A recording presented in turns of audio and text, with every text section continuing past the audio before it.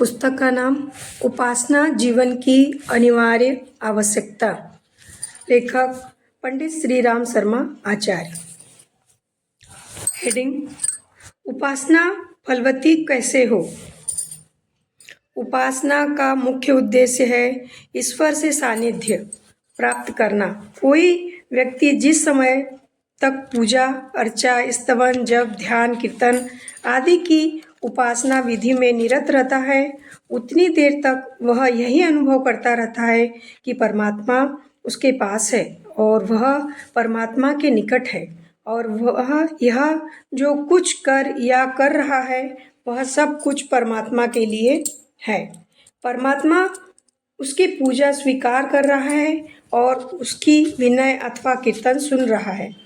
इस प्रकार उपासना के समय तक उपासक भावनात्मक रूप से परमात्मा के सानिध्य में ही रहता है। यो तो परमात्मा अणु अणु में परिव्याप्त है, घट घट में निवास कर रहा है। कोई भी स्थान उससे रिक्त नहीं है। हर स्थान में वह सदा सर्वदा विद्यमान रहता है। क्या उपासना सामग्री सभी में परमात्मा हर समय उपस्थित रहता है। ऐसा नहीं कि उपासना काल में ही वह उपासक के समीप अथवा उपासक उसके समीप रहता हो और अन्य समय में नहीं। वह हर समय हर एक के पास हर स्थिति में कोई भी काम करते समय भी बना रहता है। वह सर्वव्यापक है।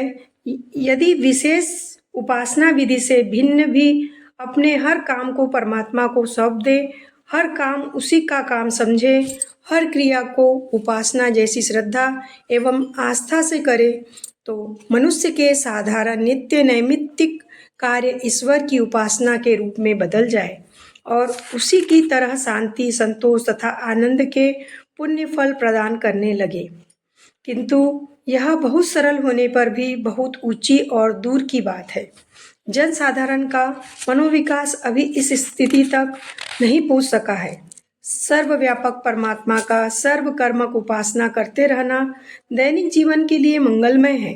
साथ ही सर्वकर्मक उपासना के योग्य मनोविकास प्राप्त करने के लिए भी आवश्यक है। सच्ची भावना के साथ की हुई उपासना चमत्कार की तरह फलवती होती है। भावना को परमात्मा में पूर्ण रूप से संयोजित करके कुछ देर की हुई उपासना जीवन पर एक स्थायी प्रभाव डालती है, जो कि उत्कृष्ट विचारों, निर्विकार स्वभाव तथा सत्कर्मों के रूप में परिलक्षित होता है। उपासना करता हुआ भी जो व्यक्ति गुण, कर्म, स्वभाव एवं मन, वचन, कर्म से उत्कृष्ट नहीं बना, तो यही मानना होगा कि उसने उपासना की ही नहीं, केवल वैसा करने का नाटक किया। भजन, पूजन अथवा जप कीर्तन करने के समय तक भी मनुष्य अपने पास, अपने हृदय के पास अथवा अपनी चेतना में परमात्मा की समीपता अनुभव करता रहे, तो उतनी देर की वह समीपता आनंद एवं उत्साह रूप में दिन भर के अनुभव होती रहती है। उपासना के समय जितनी गहराई के साथ अपनी मानसिक भावना को परमात्मा में संयोजित किया जाएगा, यह अनुभव उतनी गहराई से जीवन में उतरता और स्थिर होता जाएगा। और एक दिन ऐसा आएगा कि मनुष्य अपने में तथा अपने से बाहर परमपिता को हर समय ओतप्रोत देखने लगेगा। ऐसी स्थिति आ जाने पर मनुष्य का आत्मोद्धार निश्चित है। उसके गुण, कर्म, स्वभाव परमात्मा जैसे पावन प्रभु के सामीप्य के योग से उत्कृष्ट एवं पवित्र हो जाएंगे। सामीप्य की स्थायी एवं स्पष्ट अनुभूति होने से उसे असंदिग्ध विश्वास हो जाएगा कि परमात्मा सर्वत्र व्याप्त है। कोई भी प्रच्छन्न अथवा प्रकट स्थान उससे रहित नहीं है। वह अंतर्यामी और घट घट की जानने वाला है। परमात्मा की उपस्थिति का विश्वास होने पर प्रथम तो मनुष्य स्वाभाविक रूप से पूरा करेगा ही नहीं, और यदि फिर भी यह धृष्टता पूर्वक ऐसा करता है, तो उसे इस जघन्य अपराध का कितना और कैसे यातना पूर्वक दंड मिलेगा, इसकी कल्पना नहीं की जा सकती।